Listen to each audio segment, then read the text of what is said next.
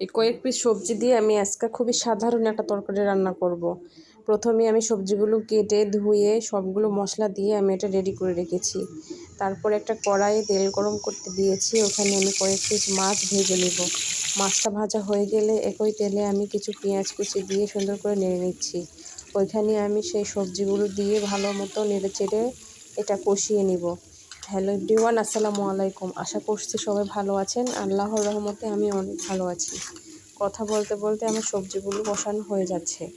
এটা আমি ঢাকনা দিয়ে ঢেকে কিছুক্ষণ সিদ্ধ করে নিব। আমার এই সাধারণ তরকারিটা যদি আপনাদের কাছে ভালো লেগে থাকে অবশ্যই এটা লাইক করবেন, অবশ্যই একটা কমেন্ট করবেন। তরকারিটা কষানো হয়ে গেলে এখানে আমি আরও কিছু ঝোল দিব। ঝোলটা যখন টকবক করে ফুটতে লাগবে তখন সেই ভাজা মাছগুলো দিয়ে আমি আরও 5 মিনিট রান্না করে নিব। আমার রান্না প্রায় শেষের দিকে। এই তো হয়ে যাচ্ছে সেই আমার তরকারিটা। আজকের ভিডিওটি আমার এই পর্যন্তই।